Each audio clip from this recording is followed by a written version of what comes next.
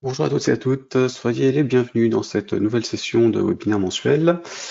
Aujourd'hui, ce sera sur la diffusion de logiciels en fonction des plateformes et puis le fait de pouvoir faire des mises à jour ou pas en automatique ou à la main. Alors, je suis Patrick Martin, MVP Embarcadero, prestataire informatique freelance et formateur Delphi. N'hésitez pas à me contacter sur les liens que vous avez à l'écran, le blog développeur-pascal.fr ou sur LinkedIn si vous avez des questions ou des problèmes ou des besoins, évidemment, en formation ou support ponctuel. Cette série de webinaires est organisée par Bernstein, qui me soutient sur ces actions. Bernstein, qui est le distributeur officiel des produits Embarcadero pour les pays francophones et le Benelux. Donc n'hésitez pas à les contacter si vous avez des questions sur les licences, besoin de renouvellement ou tout simplement sur des questions de support de premier niveau. Ils pourront vous répondre ou vous orienter sur les bonnes personnes s'il y a besoin. Je travaille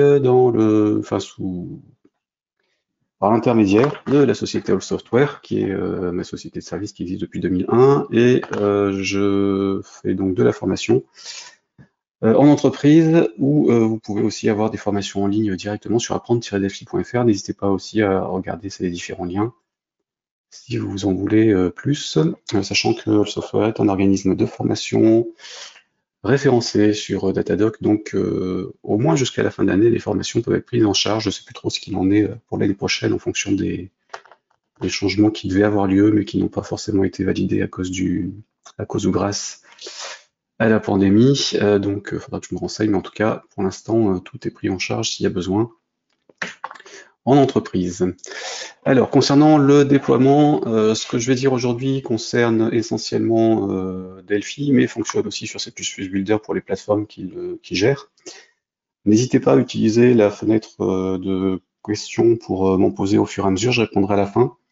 Et je pourrais rentrer dans le détail, hein, puisqu'évidemment, comme rien n'est enregistré, enfin, la session est enregistrée pour rediffusion ultérieure, mais en tout cas, c'est du direct de bout en bout, donc je pourrais vous remontrer des choses que j'aurais pas forcément pensé à montrer durant la présentation de base. Comme vous le savez, quand vous êtes éditeur ou distributeur de logiciels, ou même simplement développeur comme ça, les anciennes méthodes de diffusion de programmes sont un petit peu obsolètes. Enfin, on peut continuer toujours à retrouver des CD ou des DVD, mais clairement, tout se fait par téléchargement maintenant. C'est devenu la norme aussi pour les logiciels classiques, pour Windows, Mac et Linux, comme ça l'était depuis la sortie des iPhones sur les smartphones et tablettes. Chaque éditeur de système d'exploitation propose son magasin d'applications. Alors pour Linux, il y a une petite particularité, c'est que ça dépend des différentes distributions et des environnements graphiques. Ce qui complique un peu les choses quand on veut distribuer des choses, mais enfin, des logiciels pour eux. Mais en tout cas, en ce qui concerne Mac, Windows et Android et iOS, on a systématiquement un magasin fourni avec les appareils qui est celui sur lequel on peut publier nos applications. Et il y a des alternatives. Donc je vais y revenir aussi. Les magasins d'applications permettent de faire la diffusion de logiciels, mais permettent aussi de prendre en compte les mises à jour automatisées. Alors, c'est un côté très pratique pour les utilisateurs. Une fois qu'ils ont téléchargé leur programme, ils n'ont plus à se poser de questions sur sa durée, enfin sur sa vie, ses évolutions. Par contre, ça a aussi d'autres inconvénients, c'est que le jour où le programme saute du magasin d'applications en question, ils ne peuvent plus le récupérer, puisque comme vous le savez sans doute, puisque vous avez, comme moi, lu toutes les conditions générales d'utilisation de tous les appareils sur lesquels on travaille, nous ne sommes plus propriétaires des logiciels que nous achetons. Nous n'en sommes que des locataires à durée limitée, en fonction des desiderata des éditeurs et des fournisseurs de magasins d'applications. Donc en gros, si quelque chose saute, il n'apparaît plus, donc à nous de voir si on veut dépendre ou pas, en tant que développeur et distributeur, des magasins de tiers. Enfin, sachant qu'il faut évidemment se poser la question par rapport à nos utilisateurs, est-ce qu'on veut avoir comme service derrière. Alors à ce jour, les versions et éditions de Delphi et C++ Builder proposent globalement de cibler les systèmes d'exploitation Windows en 32 et 64 bits pour processeur Intel, macOS en 32 et 64 bits pour processeur Intel aussi, iOS 32 et 64 pour processeur ARM, Android 32-64 pour processeur ARM et Linux en 64 bits pour processeur Intel. Alors j'ai précisé les processeurs parce que, comme vous le savez peut-être, sur Mac depuis un mois maintenant, il est possible d'acheter, enfin depuis un mois, depuis 3 semaines, il est possible désormais d'acheter des appareils Mac avec un processeur ARM qu'ils ont appelé le M1 pour la première version, c'est de l'Apple Silicon. Delphi pour l'instant ne le gère pas, enfin, ne cible pas de compilation directement dessus. Les programmes qu'on a développés jusque-là fonctionnent, mais pour l'instant on ne peut pas développer avec des appareils sous Apple Silicon de Apple.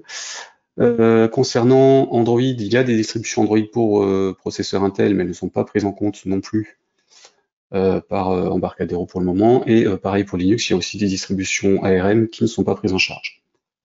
Donc ça peut évoluer dans le temps. Il y a des projets comme ça a été reconfirmé sur la roadmap publiée ce mois-ci. Il y a des plateformes qui ne sont pas encore disponibles et qui devraient l'être, et il y en a d'autres qui sont en l'étude. Des plateformes ont été retirées de la version 10.4.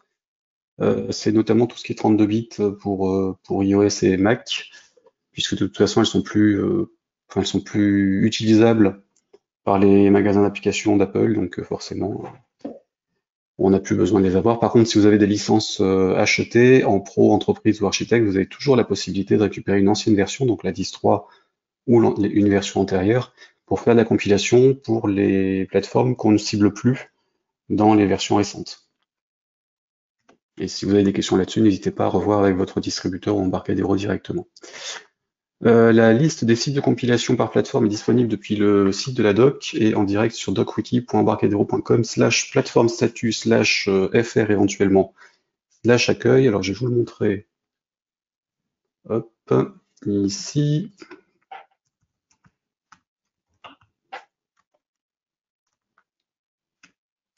Si vous vous posiez la question, donc je vais sur docwiki.embarcadero.com, hop là. Et là, vous avez un lien plateforme statut. Alors, c'est le même pour C++ Builder et Delphi, même si toutes les plateformes ne sont pas gérées en C++ Builder pour l'instant. Et une fois qu'on est dessus, on a la liste des versions de RAD Studio depuis la ISO4. Les cibles de compilation, enfin les compatibilités en fait pour Windows, Mac OS, Android et Linux en fonction de la version. Donc pareil, dans la disquette, on cible iOS à partir de la 11 jusqu'à la 14. Dont le patch devrait plus tarder à être disponible. Et sur la 10.3, on ciblait aussi les versions 10, qui pouvaient éventuellement être sur des appareils en 32 bits. Donc c'est aussi pour ça qu'on ne l'a plus sur la disquette. Hop. Alors oui, même chose. Pareil, là-dessus, en fait, vous avez des petites informations complémentaires sur les OS. N'hésitez pas à regarder les notes correspondantes. Il y a aussi des patchs sur les anciennes versions à télécharger en fonction de ce que vous faites. Donc tout est indiqué ici.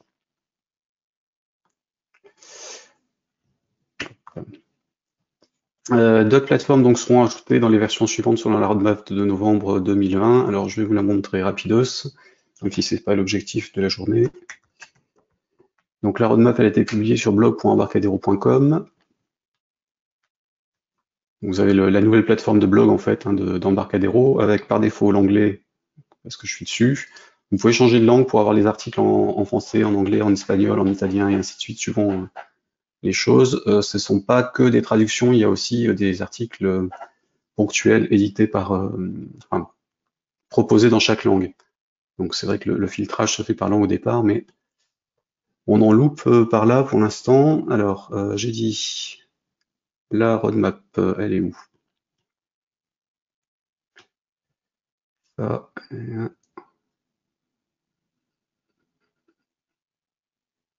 ouais, bon, je l'ai loupé, c'est pas grave. Non, il est en haut. Voilà, c'est le premier lien, le plus gros, évidemment c'est celui que je ne vois pas. Donc là, vous pouvez aller regarder. Alors évidemment, comme toujours, c'est une roadmap, donc une feuille de route qu'ils espèrent atteindre ou qui, en tout cas, démontrent leurs intentions de développement et de mise à disposition de fonctionnalités. Ça ne veut pas dire qu'elles y seront dans la version qui est annoncée, ça peut être avant ou après, ou pas du tout. Mais globalement, on en est là. Et donc, a priori, macOS pour ARM serait en 10.5. Pour C++ Builder, pour l'instant, on reste concentré sur les mises à niveau des compilateurs de l'environnement pour du Windows. Et pour Delphi, à part macOS en ARM, rien d'annoncé. Après, il y a toujours les choses ah, les choses en réflexion, notamment du Raspberry et des compilateurs Android 64 et Linux 64 pour Intel sur C++ Builder qui devraient ressortir quand même un jour et être mis à niveau. Il y a éventuellement WebAssembly qui est en réflexion, qui revient assez régulièrement quand on pose la question, donc la réflexion doit être assez avancée. Donc, petit rappel, puisqu'on va rentrer dans le sujet, l'environnement de développement fournit un outil de déploiement qui recense la liste des fichiers nécessaires au programme final et les emplacements d'origine et de destination. Alors, vous avez une petite copie d'écran à droite, hein. Normalement, le travail pour le remplissage de cet outil de déploiement, il se fait tout seul quand on fait une compilation d'un projet. Donc là, j'ai créé une application FireMonkey, ça sera plus simple parce qu'il y aura tout dessus. Évidemment, ce qui se fait pour Windows en 32 et 64 est la même chose en FireMonkey, donc multipériphérique, ou en VCL. Donc je ne vais pas vous montrer les deux, ça sert à rien. Si vous avez des questions ou après avoir fait des tests et autres, n'hésitez pas à revenir dessus et me recontacter.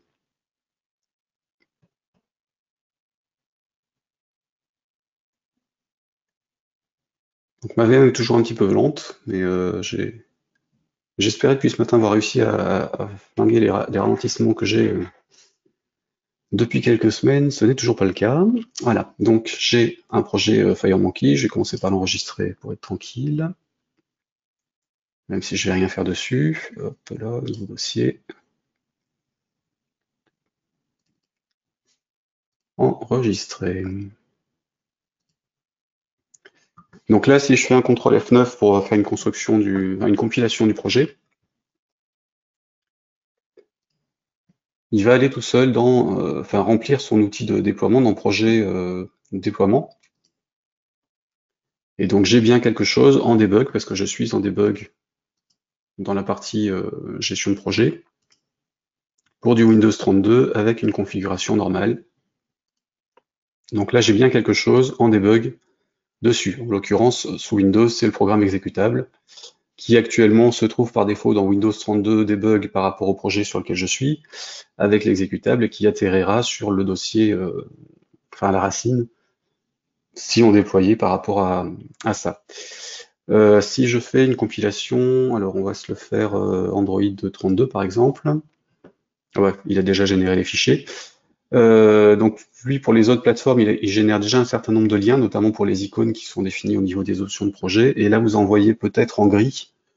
Ce sont les fichiers qui n'existent pas encore. Et donc ceux-là, je vais les recréer en sélectionnant la plateforme Android 32. Pareil, je fais un CTRL F9, comme ça il n'y a pas besoin du programme derrière, enfin d'appareil derrière pour tester quoi que ce soit. Normalement, la compilation devrait se faire sans problème.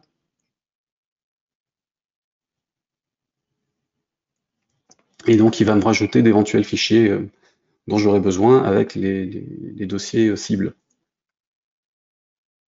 Alors, à part sur Windows et Linux, les dossiers vers lesquels on envoie des fichiers sont contraints par le système sur lequel on travaille.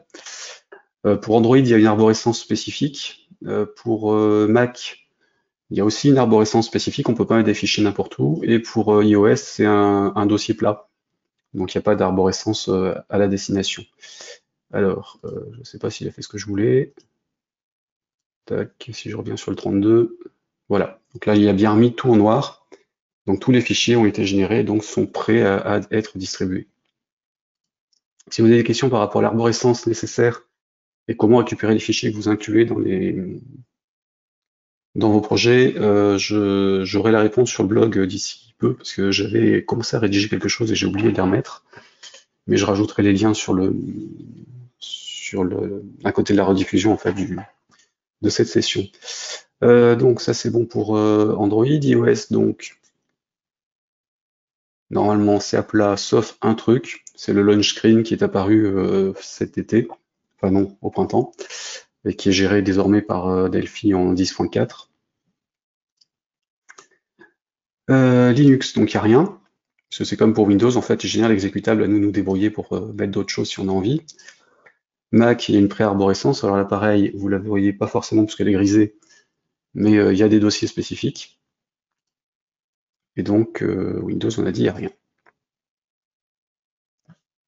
Voilà, donc ça c'est l'outil de base. Si on veut rajouter des choses, on peut ici sur le dossier avec le plus, rajouter des frameworks. Donc là, par exemple, je veux utiliser, mettons SQLite, donc je coche SQLite Engine, il va me rajouter les DLL ou les liens qu'il faut pour macOS, puisqu'il n'y en a pas besoin pour les autres.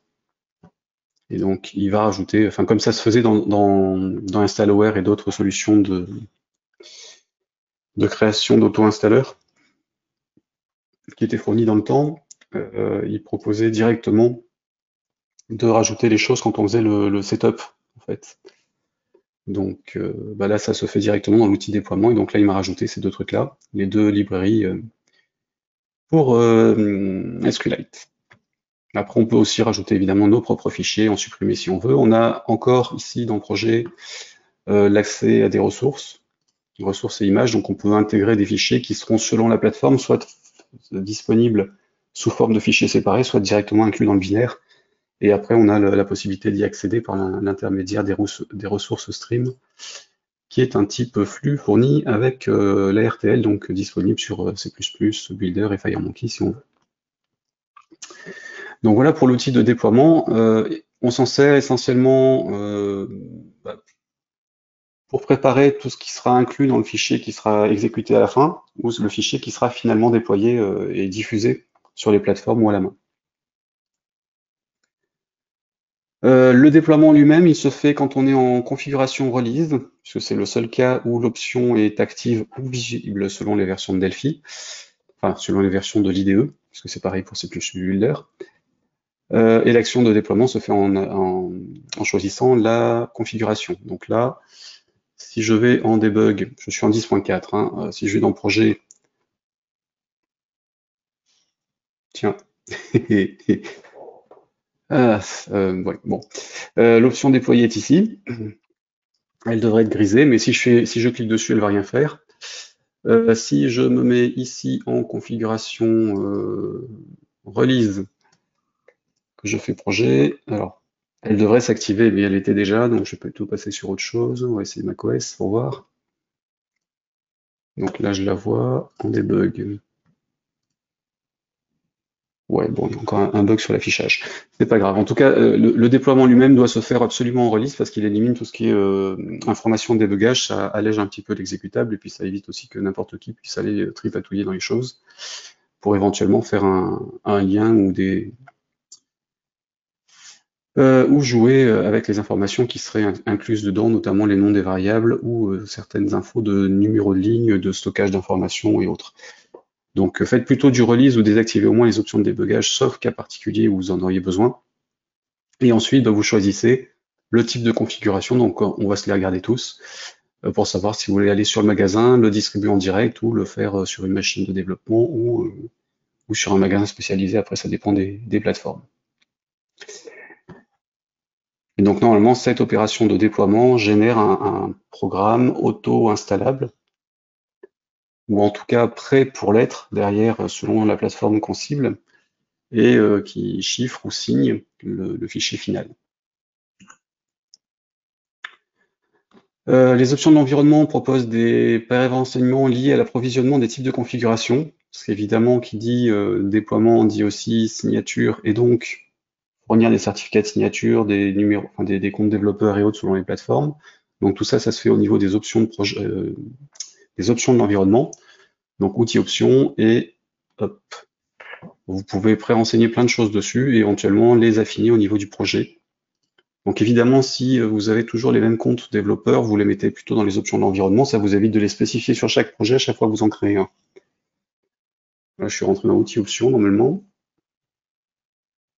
Enfin, je crois. Oui. Vous avez une rubrique déploiement. Alors après, elle a bougé entre la 10.2 et la 10.3. Maintenant, tout est regroupé ici, avec un gestionnaire de profil de connexion qui permet de savoir sur quelle machine vous allez faire des tests ou du déploiement, l'approvisionnement lui-même et les SDK que vous allez utiliser en fonction de la plateforme. Donc là, j'en ai un certain nombre qui sont déclarés avec du teasing que je vous hop, ici. Et donc là, sur les approvisionnements, en fait, en fonction de la plateforme, donc j'ai plutôt passé pour un truc où il y a quelque chose. Disons sur Mac. En magasin d'applications, j'ai rien par défaut parce que ça dépend du projet sur lequel je fais du développement et du compte développeur sur lequel je l'envoie, donc j'ai rien pré-renseigné. En développement, enfin en déploiement ID développeur, c'est-à-dire à la main. Par contre, j'ai mis les infos en dur au niveau du projet lui-même, parce que j'ai pas besoin de les reprendre à chaque fois. Ce sont toujours les mêmes, c'est toujours sur mon compte que les fichiers sont créés, et puis derrière, la diffusion se fait par téléchargement ou autre, donc ça peu importe. Donc en fonction des plateformes et des versions, vous avez plus ou moins d'informations à fournir, qui peuvent être éventuellement pré-renseignées ici.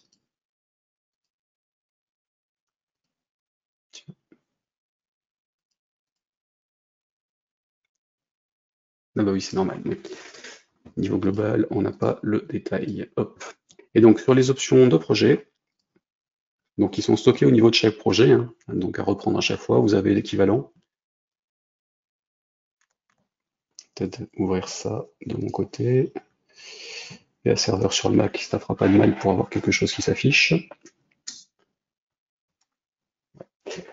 Donc au niveau du projet, ici, alors déploiement ici, vous avez pareil par plateforme. Alors pour toutes les configs, en pré-renseignement des deux autres, ou en fonction des infos, la possibilité de saisir des données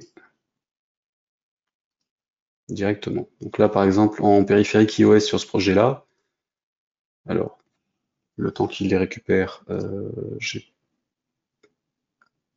oui, je suis pas sur le bon profil de Mac. Donc forcément, ça va chercher sur une autre machine que celle sur laquelle je suis, il va pas aimer, vu qu'elle est éteinte.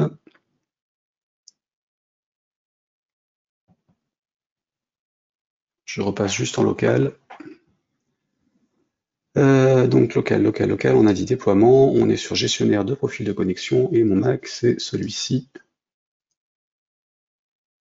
qui est OK. Hop. Donc je retourne sur les options de projet, dans la partie déploiement approvisionnement.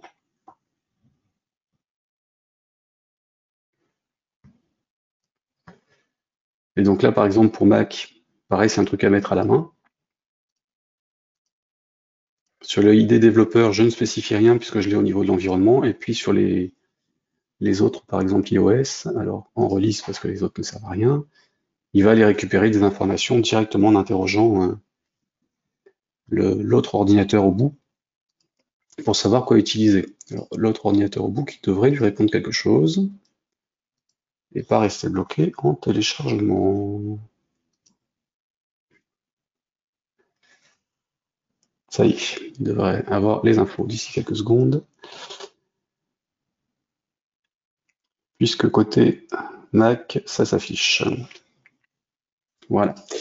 Donc là, pour les magasins d'applications en iOS, par exemple, j'ai ça qui a été déclaré chez Apple, et donc je pourrais choisir l'un de ces projets-là s'il était concerné, éventuellement avec si j'en choisis un, éventuellement avec un ou plusieurs certificats de développeurs de distribution qui sont eux-mêmes aussi déclarés chez Apple en fonction de ce qu'on fait.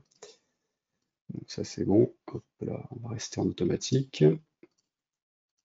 Alors évidemment, il y a des contrôles qui sont faits pour s'assurer que le projet est bien déclaré pour pouvoir fonctionner avec, puisque certaines infos doivent être mises au niveau des informations de version pour faire le lien entre le site d'Apple et ces infos-là. Voilà, donc en tout cas, ce sont les endroits où vous allez devoir faire des paramétrages pour pouvoir travailler, pour pouvoir faire du déploiement derrière et de la compilation sur différents appareils. Sur Windows, on n'a pas de configuration particulière à faire, hein, puisque comme toujours, on installe le produit sous Windows. L'installeur fait le nécessaire pour mettre les fichiers qu'il faut au bon endroit, et donc on peut compiler directement sous Windows et faire du déploiement sous Windows sans rien rajouter, même si on peut passer par un PA serveur pour le faire. Sur Android, on travaille aussi sur notre poste de travail Windows, soit en branchant les ordinateurs, les smartphones et tablettes en direct, soit en passant par le réseau local s'ils sont connectés dessus et qu'on les déclare à la main.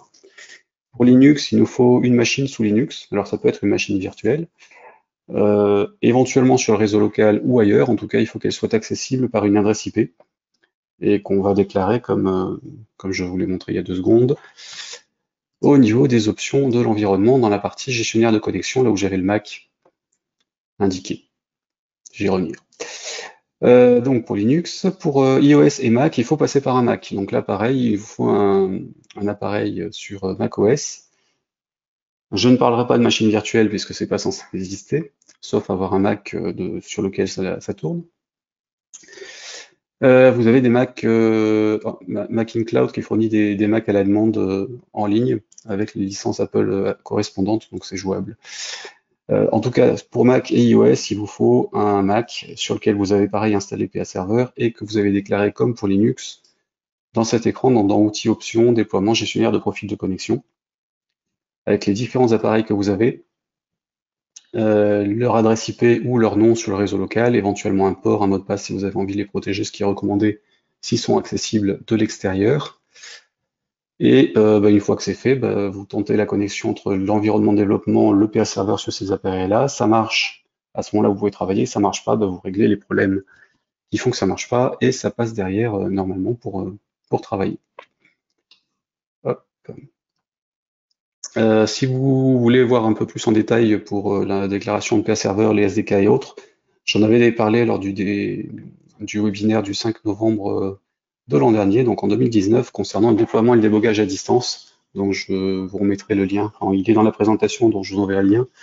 Vous pourrez aller regarder ce qu'il en est pour les détails de configuration. Donc là, on va s'attaquer à plateforme par plateforme, voir qu'est-ce qu'on peut faire. Ou en tout cas, qu'est-ce qui est proposé par Delphi, au moins dans la dernière version, et comment on se débrouille derrière. Donc pour Windows, ça concerne les projets en 32 et 64 bits, en mode console, service Windows, interface utilisateur, vaisselle ou FireMonkey, ou un petit peu tout ce qui se compile pour Windows. Parce qu'on a toujours des projets pour le panneau de configuration, et d'autres qui sont un peu plus anciens pour les vieilles versions de Windows, mais qui fonctionnent toujours. Donc quand on regarde dans les options de projet, ou en tout cas quand on est dans le gestionnaire de projet, donc ici à droite de l'écran pour Windows, donc là on va considérer qu'on est en release, hein. On a deux configurations pour Windows 32, magasin d'applications et normal.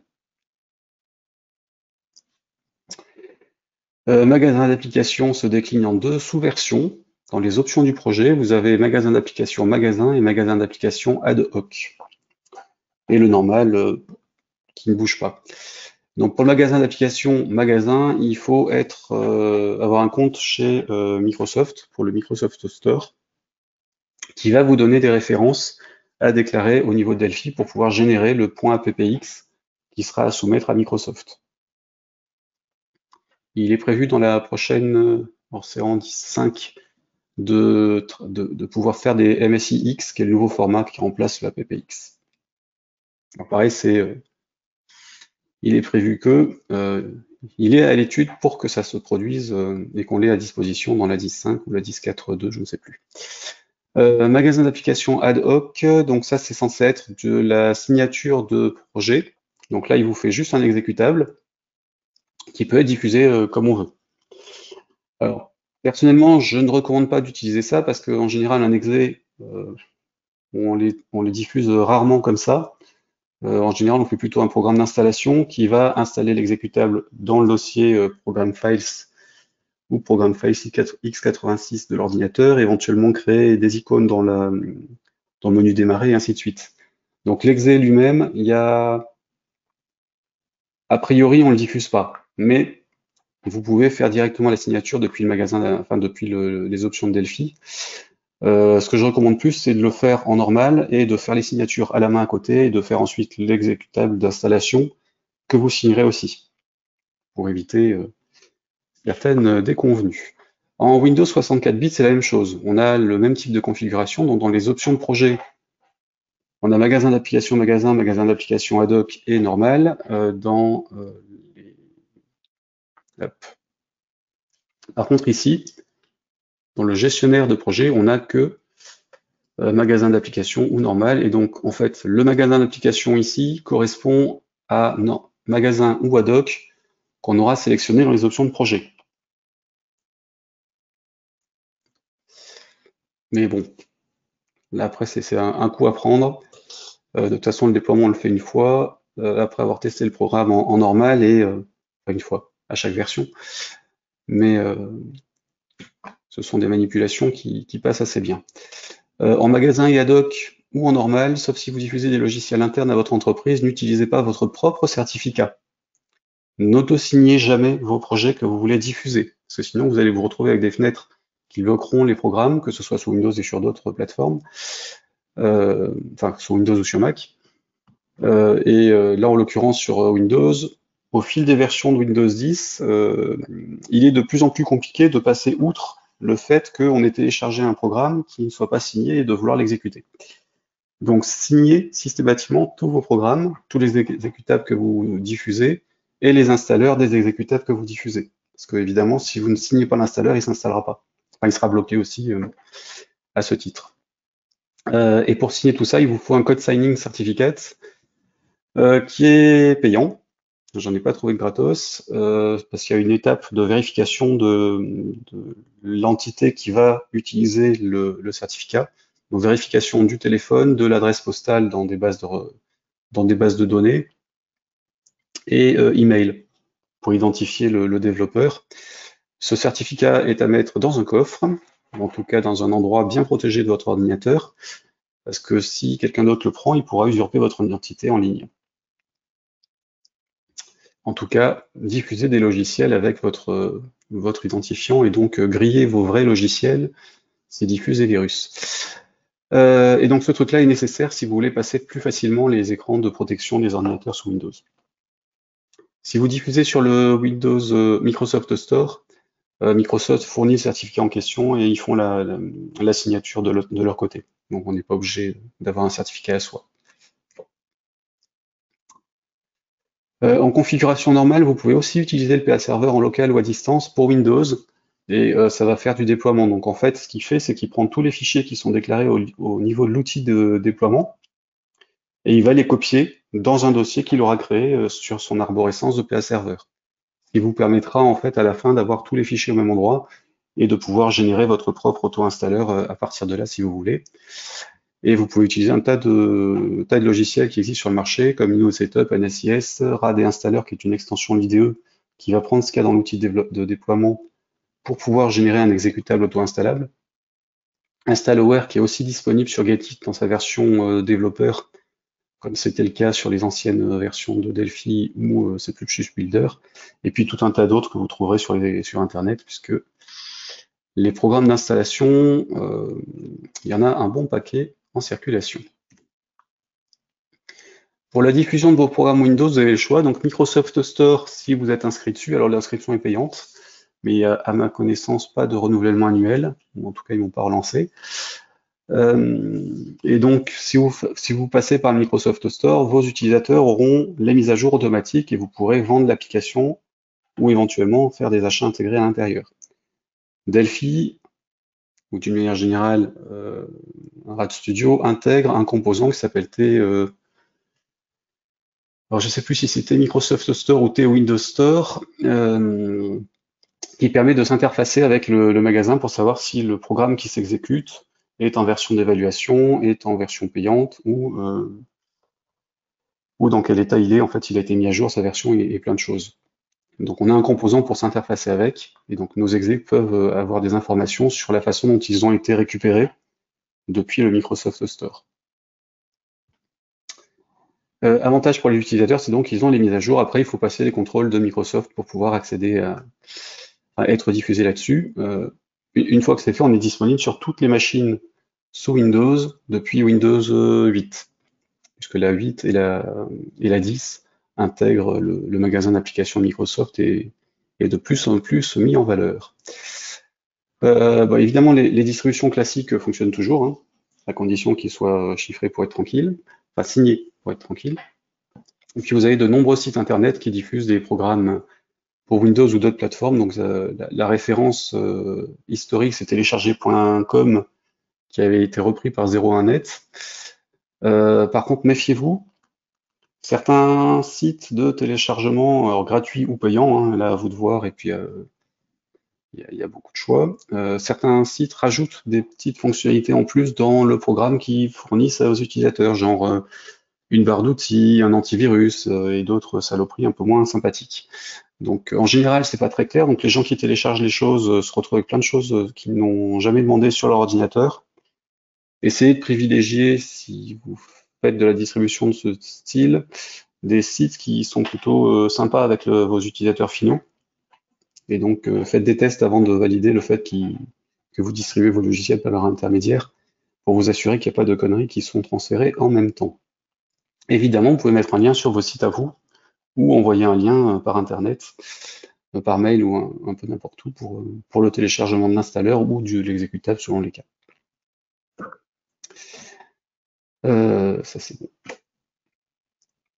Pour Mac, donc là pareil, ça concerne les projets 32 et 64 bits, sachant que depuis Catalina, on ne peut plus, enfin c'est-à-dire depuis 1 an et demi, on n'est plus censé pouvoir diffuser de projets 32 bits sur les versions récentes de macOS. Ça a commencé à tiquer sur les versions antérieures, mais là Apple maintenant n'accepte plus que du 64 bits sur les systèmes et du coup sur le store aussi. Oui. Donc, Delphi proposait le 32 et le 64 sur les versions antérieures à la 10.4. Maintenant, on n'est plus qu'en 64 sur la version 10.4 Sydney. Et l'Apple Silicon serait donc a priori pour la 10.5 qui arriverait durant le second semestre de l'an prochain. Donc ça, je l'ai dit. Alors, en version 32, donc jusqu'à la 10.3.3 Rio, on a deux façons de transférer les applications 32 bits. En mode normal, donc là en gros il crée un point PKG en déploiement. Si vous faites juste de la compilation normale, il vous crée un point app que vous ne pouvez pas diffuser directement. D'ailleurs, je suis en train de mélanger les deux. Donc en normal, il fait un point app qui ne peut pas être diffusé en tant que tel. En magasin d'applications, on avait plusieurs choix possibles. Alors je vais revenir dessus parce que du coup, j'avais pas recopié les options. Rends-moi la main, toi. Hop. Donc je vais ouvrir la 10.3. Donc en magasin d'applications, on avait des certificats à fournir, certificats développeurs et certificats tiers, qui sont disponibles sur notre compte développeur Apple après avoir payé la licence annuelle. Et le déploiement crée un point PKG qui va être diffusable soit sur le Mac App Store, sous réserve qu'Apple l'accepte, soit en diffusion libre si on a pris les certificats de diffusion en direct. Yep.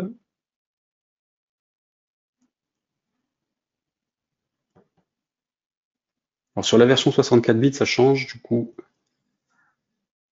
juste pour vous montrer celui-là. Oui, alors si vous faites des projets Mac en 32 bits, vous ne serez plus accessible pour les machines qui sont installées après, avec et après Catalina. Donc les dernières en fait. Qu'est-ce que c'est que ça? Oui, non, ça c'est un paquet que j'ai retiré tout à l'heure. Donc là pareil, je vais créer un projet FMX vierge et juste passer dans les options de projet. Non, application vide, c'est très bien. Donc normal, il n'y a rien. Et en magasin d'applications, donc on a deux certificats à donner et Apple, quand on crée un compte, il nous en donne 5. Donc 2 à utiliser quand on fait la diffusion sur Mac App Store et 2 à utiliser quand on fait la diffusion en direct. Donc en fonction de la destination de notre déploiement magasin d'applications, en fait on met les bons certificats ici, qu'on peut aussi pré-renseigner au niveau des options de l'environnement si on veut. Et du coup, on fait une compilation pour l'un et puis on doit refaire une compilation pour l'autre si on veut cibler à la fois le Mac App Store et la diffusion en direct. Alors là encore, qui dit magasin d'application dit être accepté par son propriétaire, c'est-à-dire Apple en l'occurrence, et les utilisateurs derrière auront les mises à jour. Mais ça nous donne l'avantage de pouvoir vendre les applications et puis de faire éventuellement des achats intégrés, d'utiliser les composants fournis par Embarcadero dedans, si on a envie. Ou en tout cas toutes les API disponibles pour les applications Mac. En 64 bits. Alors ça a un petit peu changé, puisqu'en fait, magasin d'applications, ce n'est plus que pour le Mac App Store. Maintenant, pour diffuser des programmes en direct sur les machines récentes chez Apple, il faut notariser les programmes. Donc ça, c'est une petite opération qui dure un certain temps et qui se fait en automatique depuis Delphi, depuis la version 10.3, si je ne me trompe pas. qui permet de transformer nos exés, les signer, et puis de valider avec un certificat que Apple rajoute dessus, pour qu'on puisse les installer automatiquement. Donc c'est un peu l'équivalent de la signature pour Windows pour éviter le smart screen. Donc l'écran bleu qui dit attention, ce programme n'est pas signé, est-ce que vous êtes sûr de vouloir vraiment l'installer? On a la même chose sur Apple, sauf que là ça bloque complètement ou ça accepte. Et il faut être notarisé ou notarié, parce que j'ai pris la version française, mais le terme n'est pas forcément le bon. En tout cas, c'est l'étape de notarisation qui est obligatoire, et donc pour ça, il nous faut les deux informations concernant l'ID développeur. Hop, alors ça c'est sur la 10.4, projet option. Évidemment, on a toujours le mode normal, hein, qu'on peut pas utiliser en dehors de nos propres ordinateurs, ou quasiment, puisque maintenant il est devenu quasiment impossible de transférer des programmes non signés sur des ordinateurs qui ne sont pas à nous. Ou en tout cas, c'est compliqué pour les utilisateurs derrière qui ne savent pas où aller désactiver les verrouillages. Donc dans les options de déploiement approvisionnement, macOS en 64, donc on est sur normal, éventuellement un certificat Apple, donc ça c'est l'un des certificats qu'ils nous fournissent avec notre compte, mais c'est facultatif sur notre poste de travail. Magasin d'applications, pareil, on a les deux certificats, donc là maintenant ce sont les deux seuls qu'on peut obtenir pour la diffusion sur Mac App Store. L'ancien fonctionnement ne fonctionne plus, en tout cas sur les OS récents. Et la diffusion en ID développeur, donc qui est la version libre. Donc on met notre compte développeur, un mot de passe attribué à l'environnement de développement sur lequel on travaille. On peut mettre un mot de passe par application maintenant, histoire de ne pas diffuser le mot de passe principal du compte. Et on a un certificat, éventuellement des choses en plus si, comme moi, on a un multi-compte de déploiement chez Apple. Par défaut, en général, quand vous avez juste un compte développeur, vous n'avez rien à mettre là. Et il faut penser à cocher la case attacher un ticket pour être tranquille.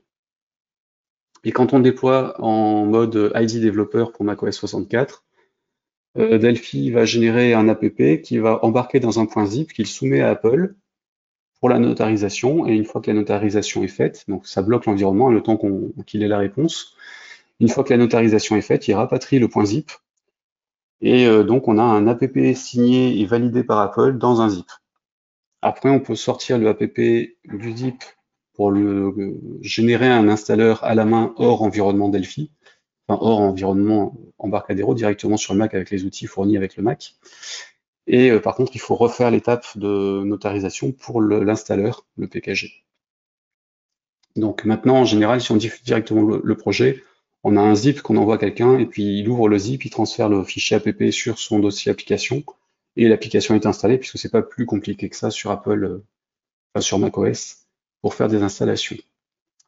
Alors, comme je l'ai dit, pour macOS comme pour iOS, il faut un compte développeur Apple, il est payant, 99 € par an. Si il expire, les applications sont désactivées du store.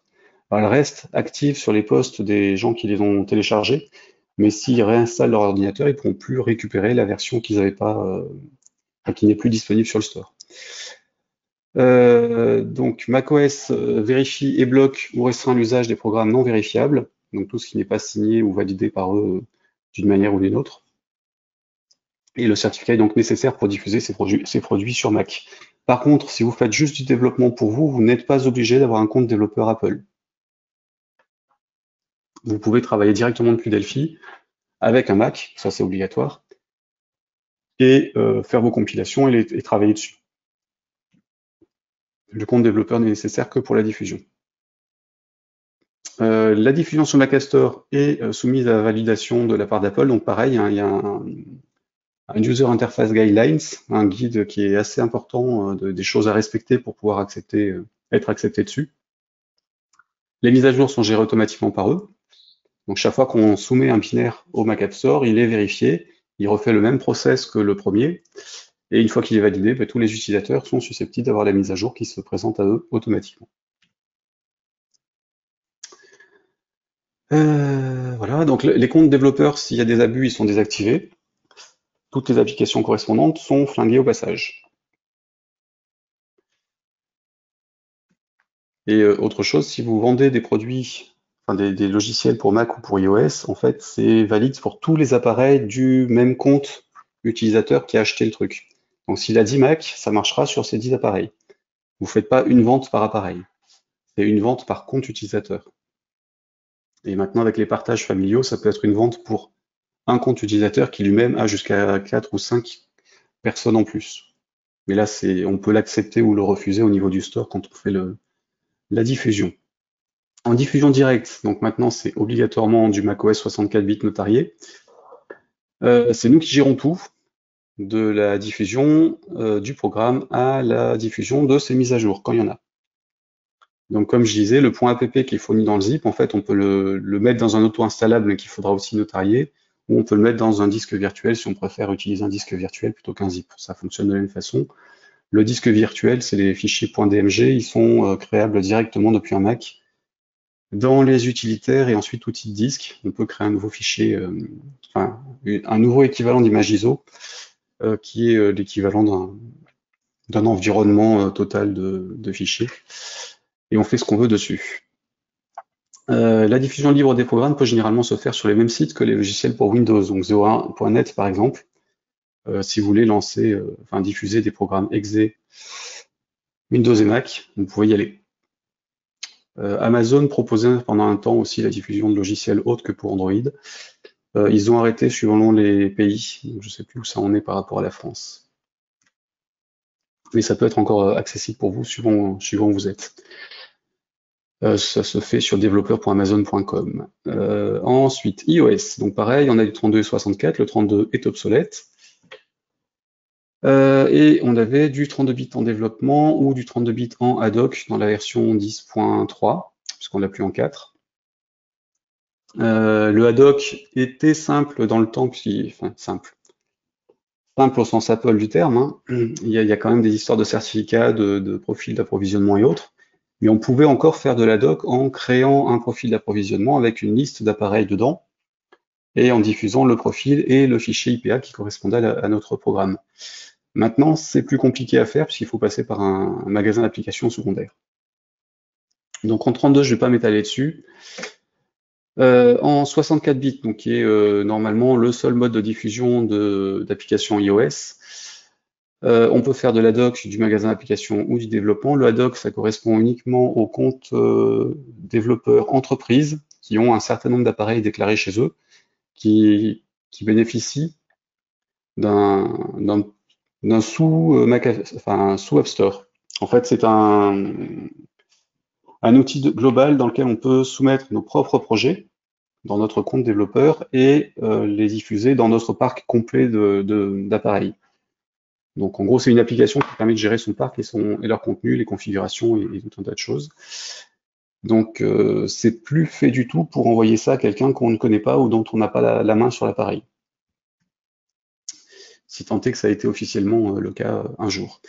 Magasin d'applications, donc c'est pour soumettre à l'App Store, avec tout ce qui en découle, hein, les mises à jour et les achats et ventes dessus.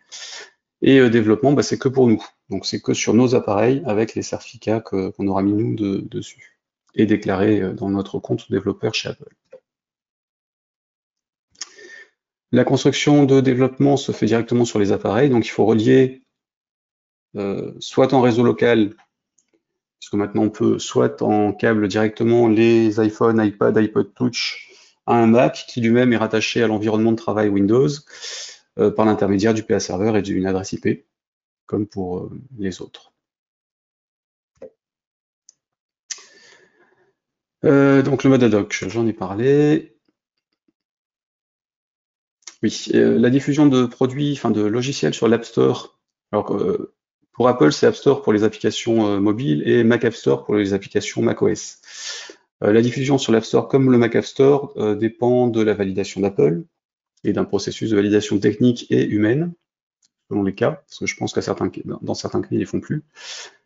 Et derrière, bah, soit on passe tout de suite, soit on ne passe pas. Si on passe pas, ils nous disent pourquoi on passe pas, et à nous de corriger, éventuellement de redialoguer avec les personnes qui font la validation pour leur expliquer pourquoi on ne peut pas passer leur test, mais que notre application a des raisons d'exister sur le store. Les mises à jour sont gérées de la même façon que les premières validations. Alors maintenant, depuis Ce mois-ci ou le mois dernier, il y a une petite exception. On peut faire valider en urgence une version de correctif, même si elle ne passe pas les validations. En revanche, on s'engage à faire passer les validations sur le binaire suivant. Donc, pas mal de contraintes, mais des souplesses aussi de temps en temps quand on arrive à dialoguer avec eux, ou quand il y a suffisamment de développeurs qui font le nécessaire pour qu'ils évoluent. En version 10.3 de Delphi, on pouvait embarquer un 32 bits dans du 64. Maintenant, ce n'est plus le cas, parce que de toute façon, il n'y a plus d'application, enfin, il n'y a plus de...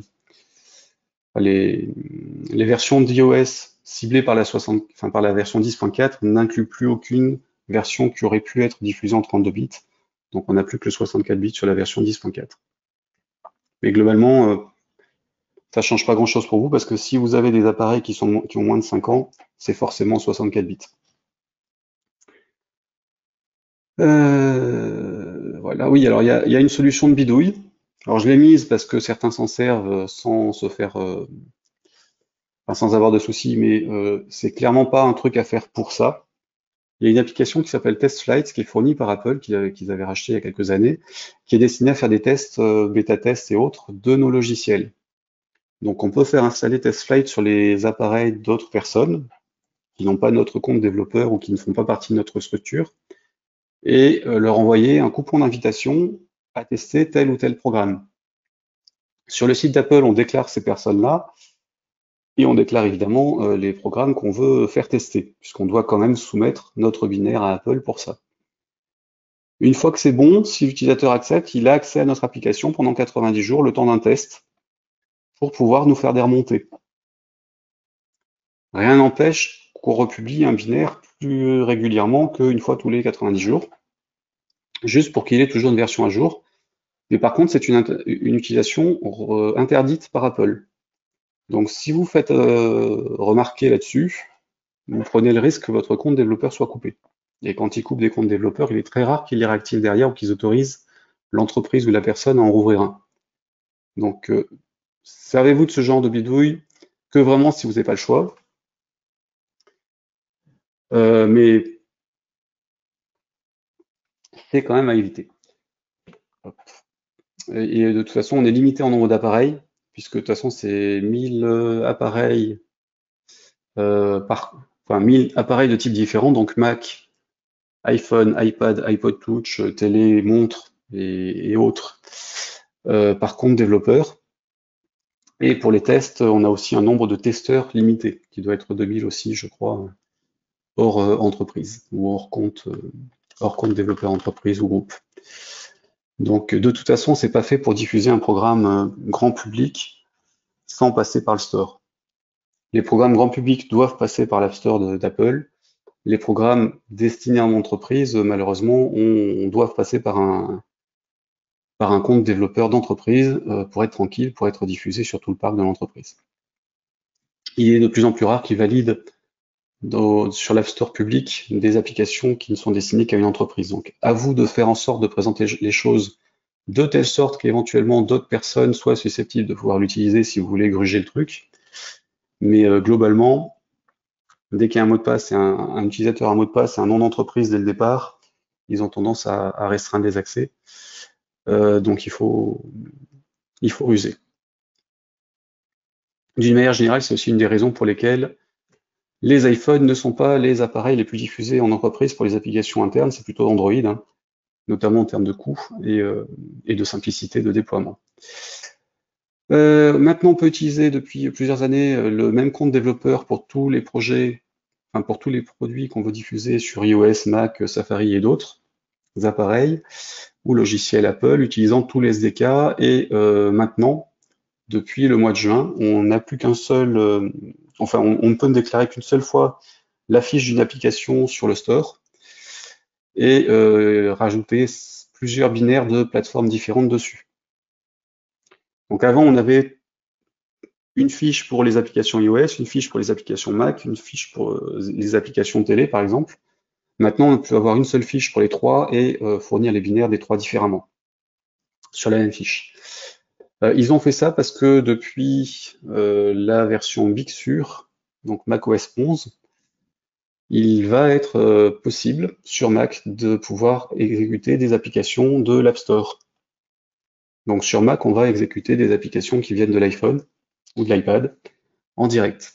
Alors ça, c'est sur les versions Apple Silicon des Mac, pas sur les versions Intel. Cette fonctionnalité n'a pas encore été activée, mais si les premiers Mac avec la puce Apple Silicon ont été diffusés, et ça devrait arriver d'ici la fin de l'année. Donc, si vous avez des choses sur l'App Store en tant qu'application mobile, il est possible que ça arrive sur un ordinateur classique d'ici la fin de l'année. Normalement, c'est indiqué sur votre compte développeur et on peut interdire ce fonctionnement-là, application par application. Alors, ça c'est bon. Je crois que j'ai tout dit. Ah oui, alors dernière chose, les comptes développeurs donc sont renouvelables annuellement. Si on les renouvelle pas, ils expirent. Et donc tout saute pour les gens qui les utilisent ou qui voudraient installer vos applications sur un nouveau périphérique, même s'ils les ont payés. C'est pour ça que je disais tout à l'heure qu'on n'est plus propriétaire de nos logiciels qu'on achète. Autre chose, évidemment, s'ils coupent tout, eux-mêmes, parce qu'on a enfreint les règles, ça pose problème pour tous les utilisateurs et puis pour les mises à jour derrière, évidemment. Alors, Android, j'en ai parlé sur le séminaire, le webinaire du 29 septembre concernant Android TV. On peut, avec Delphi et C++ Builder, cibler un certain nombre d'appareils sous Android, que ce soit des smartphones, des tablettes ou des boîtiers télé, des téléviseurs, des montres et d'autres, à condition que ce soit un processeur ARM derrière. Alors pour C++ Builder, pour l'instant, le 64 bits n'est pas disponible, mais ça ne veut pas dire qu'on ne peut pas diffuser des projets pour Android avec C++ Builder, puisqu'on peut continuer à compiler en 32. On ne pourra pas les proposer au Play Store de Google, par contre on peut les diffuser en direct ou sur un certain nombre d'autres plateformes qui font de la diffusion de logiciels pour Android. On n'est pas totalement bloqué, à part pour le Play Store. Alors pour la configuration la configuration de déploiement pour Android en 32, on a deux possibilités, développement ou magasin d'applications, et c'est la même chose pour le 64 bits. Donc je vais y revenir tout de suite. Hop. Je suis sur la version 10.4, c'est bon, donc on va dire sur Android. Donc 32, on a développement ou magasin. 64, on a développement ou magasin.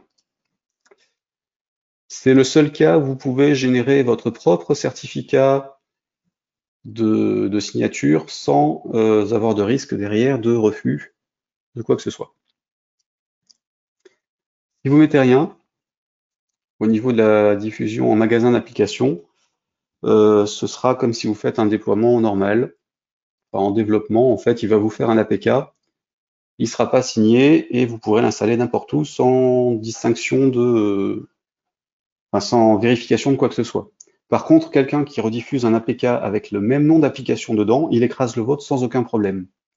Donc n'importe qui peut se faire passer pour vous, rajouter un virus sur un truc ou des logiciels espions, ou même faire une fausse application qui ait le même nom que la vôtre, et la faire installer chez quelqu'un sans qu'il s'en rende compte. Enfin, il clique parce qu'il aura vu que c'était une mise à jour, ou pour une raison ou pour une autre, un lien sur Internet qui lui dit attention, votre logiciel machin est expiré, donc cliquez là-dessus pour l'installer. Et s'il l'installe, bah, pas de bol, il aura l'application de la personne qui aura usurpé votre nom d'application avec les saloperies qu'il aura mis dedans. Donc, signez toujours vos APK comme les autres projets, parce qu'en fait, en rajoutant un certificat une signature sur un APK, les appareils refusent l'installation par-dessus de quelque chose qui n'a pas la même signature. Et donc, a priori, si votre fichier de signature ne circule pas, ça protège tous vos utilisateurs et vos programmes. Vous pouvez faire une signature par projet ou une signature globale. Là, à vous de voir comment vous voulez faire les choses. Sachant que ça n'a pas d'impact sur l'utilisateur en termes d'utilisation du logiciel. C'est juste par rapport au fait de s'installer, de protéger le logiciel par rapport aux écrasements derrière.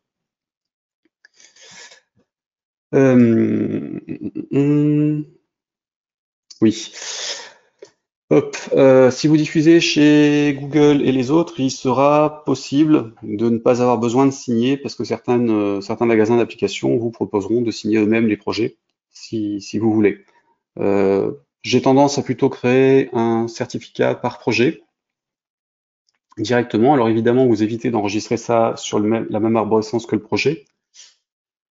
parce que si vous diffusez les sources du projet, vous diffusez le certificat avec, donc n'importe qui pourra ensuite faire ce qu'il veut avec le certificat. Mais, euh, mais vous créez un certificat, donc nouveau magasin de clés, puis ensuite, une fois qu'il a créé le magasin de clés, un nouveau certificat, il y a juste à remplir deux, trois champs de saisie, il génère tout et vous l'enregistrez quelque part sur votre disque dur en sécurité avec le bon mot de passe que vous évitez de perdre. Parce que même chose, si vous perdez votre mot de passe, vous ne pourrez plus utiliser ce certificat sur d'autres projets ou éventuellement le ressaisir sur un nouvel environnement. Par conséquent, vous ne pourrez plus de faire de mise à jour de votre application. Donc restez méfiant, les protections que ça implique peuvent aussi être un problème derrière si on perd des blocs. Avantage, c'est que si on génère nous-mêmes, il n'y a pas de date de péremption, donc on fait ce qu'on veut. Évidemment, si vous diffusez quelque chose, donc le APK, faites-le plutôt avec la version signée. Donc déployez en tant que magasin d'application avec votre propre certificat ou alors avec un certificat qui vous aura été fourni par la plateforme sur laquelle vous voulez diffuser. La plateforme Android est laxiste, il n'y a aucune vérification ou quasiment, ou quasiment aucune vérification de quoi que ce soit dessus, si ce n'est quand on soumet sur un store comme celui de Google, la vérification technique de l'utilisation des API et qu'il n'y a pas de virus reconnu dedans. Mais n'importe qui pouvant cliquer sur un lien .apk sur Internet pourra installer n'importe quoi, sans trop que son appareil lui dise quoi que ce soit. D'où l'intérêt éventuellement de quelques antivirus sur Android, pour les gens qui installent tout et n'importe quoi sans passer par les stores. Hop. Donc il y a de nombreux magasins d'applications qui permettent de diffuser des applications Android. Le Play Store de Google qui est le plus connu et donc qui maintenant n'accepte que des 64 bits comme binaire ou des bundles en 32-64 qui peuvent être générés pour Delphi à partir de la 10.3. Amazon qui permet de diffuser des APK pour ses Kindle Fire mais aussi tous les appareils sur lesquels l'application Amazon a été installée, puisqu'en fait l'application Amazon permet d'acheter des applications à l'intérieur et donc par conséquent de les installer en local. Donc vous pouvez passer par Amazon pour diffuser vos fichiers si vous n'avez pas le compilateur 64 bits par exemple, donc éventuellement pour les utilisateurs de C++ Builder pour l'instant. Il y a tout un tas d'autres magasins d'applications. Alors c'est très simple de faire un magasin d'applications sur Android. Vous créez une application, vous créez un catalogue dont vous récupérez la liste des informations sur Internet parce que vous avez une base à distance, et vous faites des liens vers le APK, des URL vers un APK, où vous téléchargez l'APK et vous lancez l'exécution. Ça permettra d'installer des programmes. Du coup, il y a plein de sociétés qui proposent leurs propres magasins d'applications qui sont en général installés sur des tablettes et smartphones low cost. Ils fournissent pas les mêmes services que le Play Store. Ils ne permettent pas forcément de gérer les mêmes API que le Play Store, notamment pour les achats intégrés et l'achat initial, la gratuité ou l'achat initial. Donc je vous ai mis un lien vers Frandroid qui avait listé un certain nombre de magasins qui ont tendance à être un peu plus solides que les autres, et en tout cas qui sont les plus répandus et les plus propres, je vais dire. Donc allez-y, jetez un coup d'œil si vous voulez diffuser vos applications sur autre chose que Google. Et suivant vos cibles d'utilisateurs, allez-y, notamment pour des jeux vidéo. Ciblez le plus large possible vos utilisateurs et voyez ce qui se passe derrière. Mais par contre, testez aussi sur des machines low cost parce que il est possible que vos projets soient installables, mais qu'ils ne fonctionnent pas derrière, selon la puissance de l'appareil. Donc vérifiez quand même, faites quand même quelques tests avant de mettre n'importe où. Si vous passez par le Play Store, vous avez accès aux API de Google. Certaines sont accessibles aussi pour les autres stores, mais ça veut dire aussi que les fichiers qui sont par défaut intégrés au programme Android, alors là, je suis toujours sur la 4, oui. Quand vous êtes sur votre environnement de développement, il y a un certain nombre de bibliothèques qui sont rajoutées automatiquement à vos projets Android en 32 et en 64.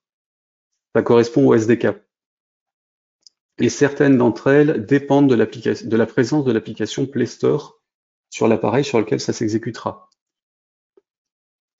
Donc évidemment, on peut installer l'application Play Store sur des appareils qui ne l'ont pas par défaut, puisqu'elle est téléchargeable en dehors de l'OS.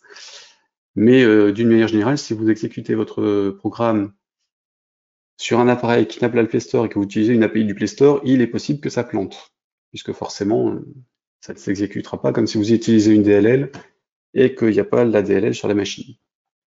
Alors certains stores fournissent des équivalents ou des trucs transparents pour pouvoir continuer à utiliser les API standards. D'autres vous imposeront d'utiliser leur propre SDK. Donc dans Delphi, suivant la machine sur laquelle vous compilez, il faudra aller dans les bibliothèques pour retirer celle de Google et éventuellement rajouter d'autres.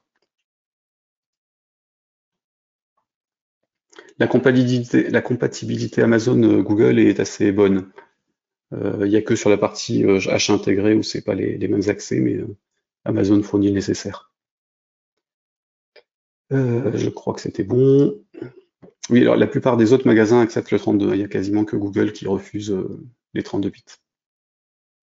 Chaque magasin d'application a ses propres règles de validation quand il en a. Donc là, après, ça peut être du tout et du n'importe quoi. En tout cas, aucun magasin d'application n'est aussi vérifié que ceux d'Apple, qui est le seul à vraiment tout tester au maximum et s'assurer qu'il n'y a pas de trucs qui coincent par rapport à ses propres règles internes. Et enfin, pour Linux, ben, en fait, on est un peu livré à nous-mêmes, puisque Delphi ne propose pas de déploiement Linux en tant que tel.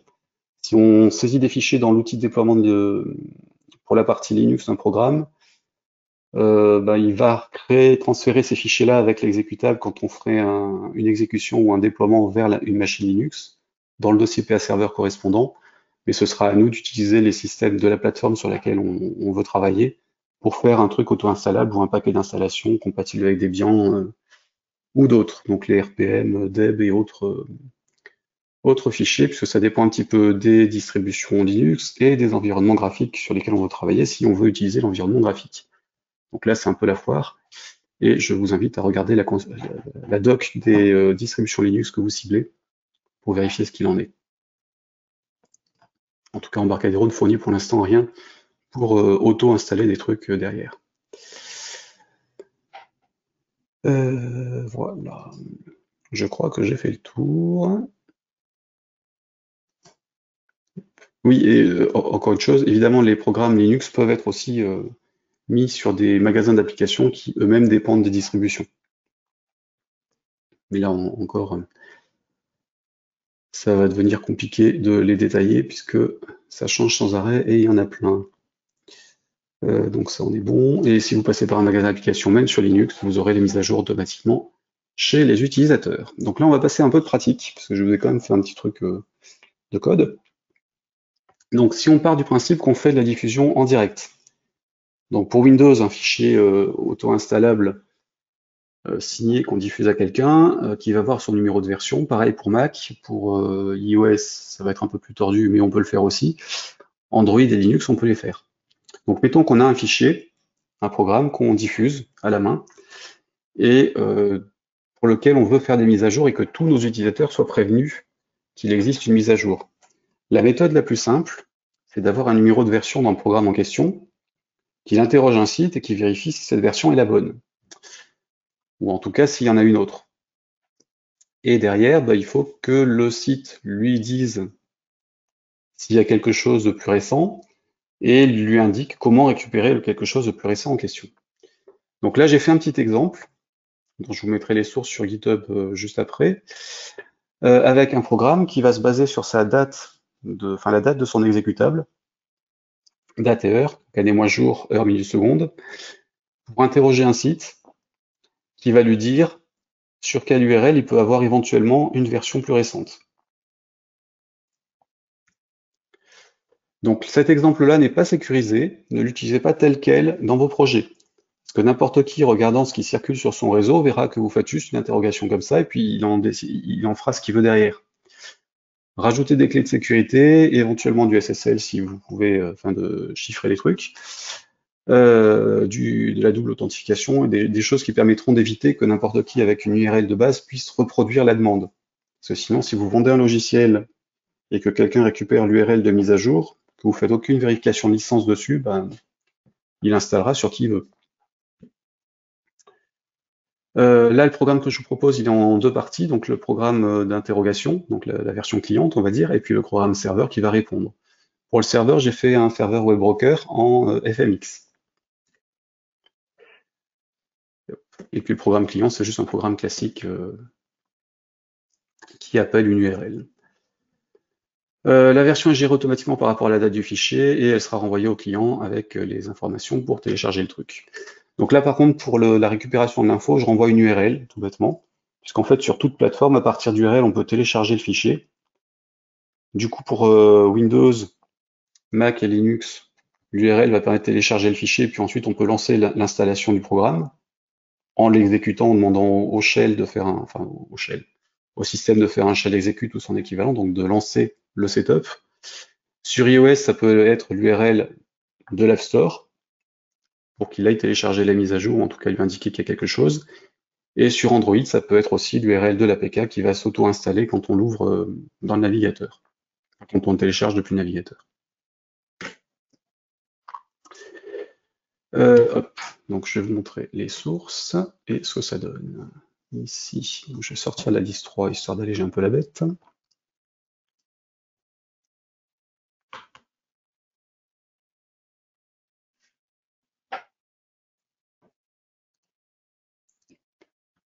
Voilà, et donc en 10.4, je vais aller sur le projet en question. Donc il est là.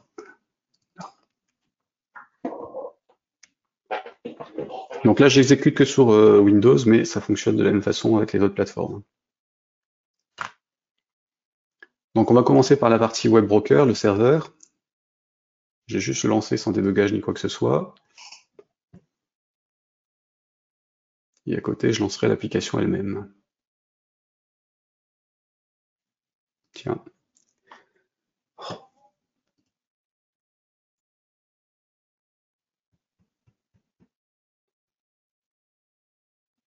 Voilà. Et je vais compiler et lancer l'appli.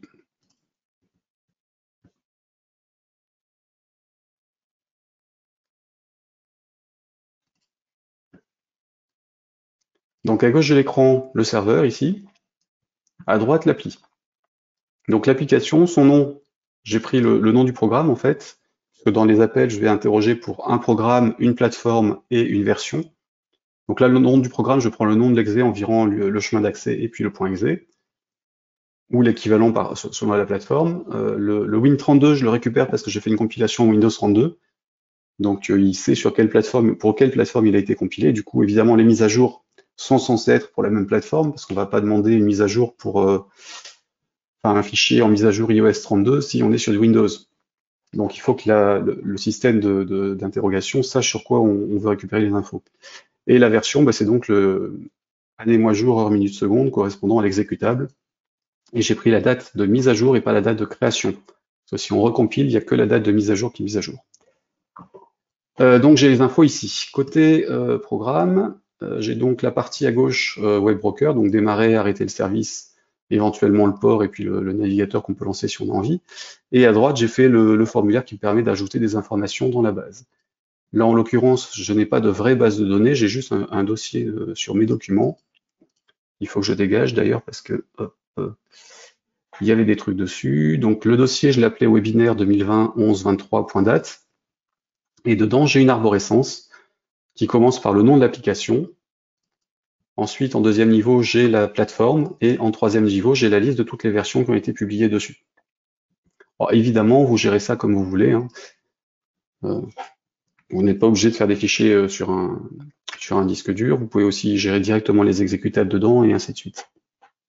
Et là, je l'ai fait sous Delphi parce qu'on parle quand même de logiciels Embarcadero dans ce genre de session, mais on peut très bien le faire en PHP, en Python ou en d'autres technologies pour les mettre sur les serveurs que vous voulez derrière.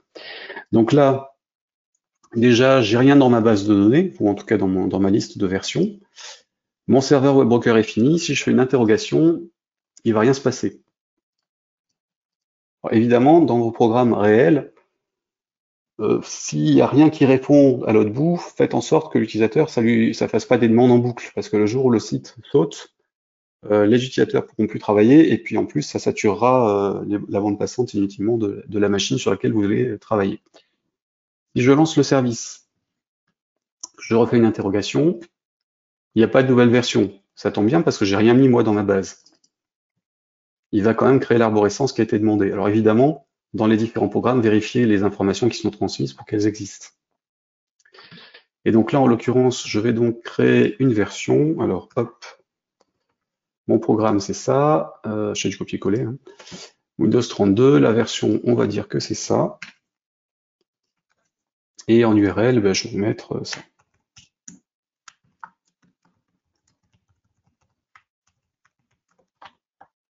Donc je mets n'importe quoi en URL, hein, on s'en fiche. Hop. Et j'enregistre. Donc là, dans mon programme, côté web broker, il a un fichier en plus qu'il a enregistré dans la base de données. Donc j'ai tout mis dans le même fichier, histoire de simplifier les choses, mais évidemment, ça peut être des programmes séparés. Un programme serveur qui interroge la base, et puis un programme de mise à jour qui gère les transferts de fichiers, d'exécutables, et ainsi de suite. Et donc j'ai un point date avec juste l'URL à l'intérieur. Le nom du point date, c'est le numéro de version. Donc là, j'ai créé un fichier à la même date et heure que le programme que j'ai lancé. Du coup, pour lui, il n'y a pas de nouvelle version, toujours. Par contre, bah, si j'incrémente ce truc-là, donc je crée une nouvelle version, pour cette plateforme-là, bah, il va me dire qu'il y a une nouvelle version avec le lien. Alors évidemment, derrière, une fois qu'on a récupéré le lien, on signale à l'utilisateur qu'il y a une mise à jour, on lui propose de faire la mise à jour. On clique dessus, ça fait le téléchargement à la main en page de fond dans le programme lui-même, ou ça lance le navigateur sur la plateforme et les besoins qu'on a, et derrière, bah, ça suit son chemin.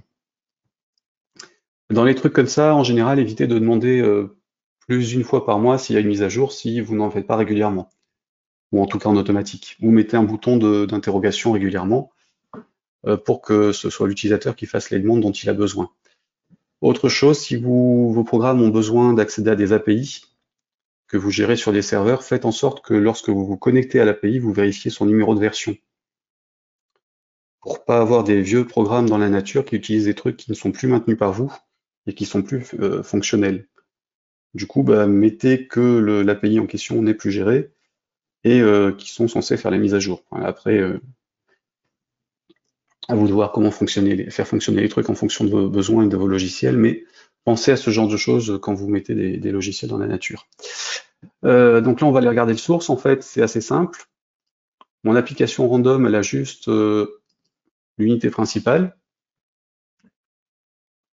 Donc un bouton avec un mémo en dessous. Oula. Pourquoi il veut que j'éteigne l'ordinateur? Non. Donc un bouton ici, un mémo en dessous, et donc l'initialisation de la fiche, je mets le focus sur le bouton, j'affiche les informations que j'ai pour la version et le reste, et en initialisation de ma fiche principale ou ailleurs dans le projet, j'initialise l'URL qui va me donner accès à l'API, donc au serveur de version de release. Quand je clique sur un bouton, j'appelle la fonction que j'ai créée dans un fichier à part, qui est ici. Et cette procédure-là prend en paramètre le nom du programme, le numéro de version du programme, donc là en l'occurrence je passe la date puisque c'est ce qui me sert comme numéro de version, et il peut accepter jusqu'à 3 procédures qui seront utilisées en fonction des cas. La première, je vais peut-être vous le montrer comme ça, hop. Donc la première ici, new release exist proc, qui prendra en paramètre l'URL qui a été trouvée. C'est ce qui s'exécutera quand on trouve une nouvelle version.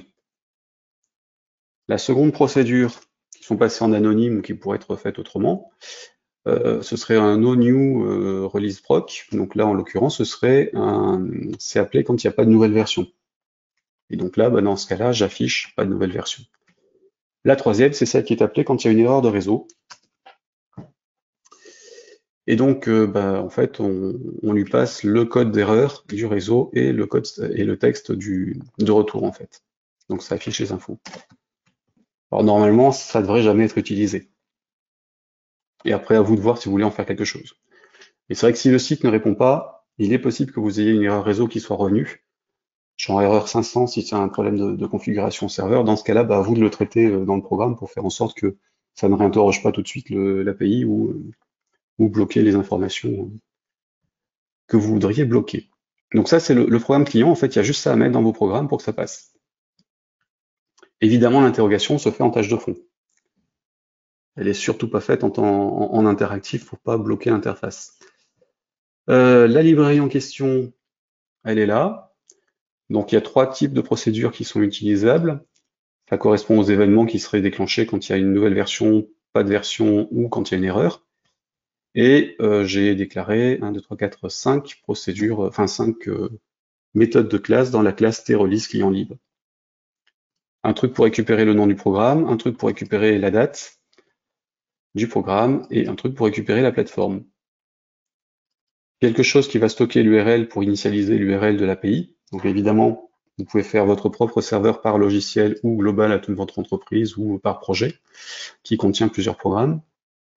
Et une qui fait l'interrogation de la vérification de version. Et donc il y a juste à remplir ça, hop, ces deux-là en fonction de vos besoins. La récupération du nom du programme, c'est tout simple, hein. On utilise les fonctionnalités des versions récentes, tpass .getFile name without extension. Alors je vais peut-être grossir un petit peu la police, histoire que ce soit plus facile. Hop. Donc il va récupérer le nom du programme et qui enlève l'extension. Et en l'occurrence, depuis la première version de Delphi et avant, avec le Turbo Pascal, on a toujours le paramètre str de 0 qui correspond au chemin d'accès avec le nom du programme qu'on est en train d'exécuter, et ça fonctionne sur toutes les plateformes. Donc on peut récupérer le nom de l'exé, quelle que soit la plateforme, par rapport à cette fonction-là, paramètre str0. Derrière, si c'est un programme console, on peut éventuellement récupérer aussi les str1, 2, 3, 4, 5 et ainsi de suite s'il y a des paramètres en ligne de commande. Donc ça me récupère le nom du programme avec les majuscules, minuscules qu'on aurait éventuellement mises. La récupération de la date, pareil, hein, c'est un truc qui existe dans le tfile, donc qui vient de system.io util. Je récupère donc la last write time et pas la last get create time, qui ne serait pas modifiée si je recompile le projet. Je transforme ça avec un formatage, avec le formatage qui m'intéresse, donc année, mois, jour, heure, minute, seconde.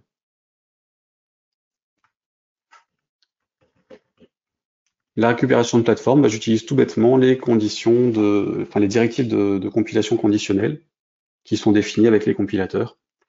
Et donc je récupère les infos en fonction de la directive de compilation active. Je renvoie un texte qui sera utilisé pour mon arborescence et pour pouvoir interroger les versions disponibles pour telle ou telle plateforme. Et ne pas oublier ce genre de choses, un message d'erreur qui apparaîtrait à la compilation si la plateforme sur laquelle on travaille n'est pas gérée, ce qui vous permet d'en éviter, surtout sur des listes comme ça qui peuvent grossir selon les cas, parce que bientôt on aura du macOS 64 ARM qui ne sera pas forcément celui-ci à utiliser. Après, à vous de voir. Dans un cas comme celui-ci, on aurait deux plateformes en macOS 64, Intel et non Intel, et donc ce serait évidemment pas le même binaire qu'il faudra diffuser. Même si officiellement les binaires Intel fonctionneront sur les deux plateformes, puisque c'est déjà le cas actuellement. Ensuite, où suis-je là-haut? Le set serveur, c'est simplement le stockage dans une variable globale à l'unité de l'URL du serveur, qu'on a passé en paramètre. Il n'y a aucun contrôle de quoi que ce soit, hein, ça marche ou ça marche pas, c'est au développeur de savoir où il héberge ce serveur, de vérification, et puis après l'interrogation de l'API elle-même. Alors j'ai laissé des to-do pour vous indiquer quel genre de test ou modification vous devriez absolument faire pour que ce soit un peu plus solide. De base, c'est juste la création d'une tâche, donc qui vient du système.trading. Et j'interroge tout, enfin je fais tout en interactif à l'intérieur, hein, en direct. Donc je récupère la plateforme directement en automatique puisqu'elle n'est pas passée en paramètres. Je crée mon serveur qui sera un HTTP client. Je régénère l'URL qui va me servir à interroger l'API, donc à partir des informations que j'ai passées en paramètres ou que j'ai générées ailleurs. Et je fais un get sur l'URL en question. Une fois que j'ai ça, je récupère la réponse qui me donne éventuellement une URL de téléchargement et de toute façon un code de statut de retour. Et le code retour, c'est 200 si tout s'est bien passé. 404, c'est moi qui vais le renvoyer s'il n'y a pas de nouvelle version. et puis éventuellement un vrai code de retour d'erreur, donc un des deux qu'on n'aurait pas géré nous-mêmes dans l'API. Et donc là, en fonction du cas, je suis en 200, ça s'est bien passé, j'ai forcément une URL qui est renseignée, et donc je vais appeler, si elle existe, donc si elle est assignée, la procédure qui est passée en paramètre en lui passant l'URL que j'ai récupérée. Si je suis en 404, donc il n'y a pas de nouvelle version, et que la procédure qui est censée être passée en paramètre existe, à ce moment-là, je l'appelle pour dire, pour renvoyer à l'interface utilisateur qu'il n'y a pas de nouvelle version, et puis pareil pour les erreurs. Je suis dans ce thread, enfin dans une tâche, je les appelle sur le thread principal. Donc je les mets en file d'attente parce que j'ai pas besoin de bloquer le thread lui-même. Je fais pas de synchronize. Je les mets en file d'attente. Quand le traitement suivant du application.processMessage passe, il va récupérer ces trucs-là et puis il exécutera le contenu dans le contexte du thread principal, donc avec les accès à l'interface utilisateur qu'il faut. Charge au développeur de faire ce qu'il a besoin de faire dans cette fonction-là, donc il aura déclaré en anonyme directement ici. Pensez bien à repasser dans le thread principal si vous avez des trucs comme ça et que vous travaillez en thread de votre côté. Parce que le développeur n'est pas censé savoir comment vous faites votre code. Donc lui, il passe des choses, à vous de vous débrouiller pour que ce qui vous passe fonctionnera, même s'il ne fait pas exactement ce qu'il faut. Donc ça, c'est tout simple pour la partie client, c'est juste une interrogation d'URL. La partie serveur,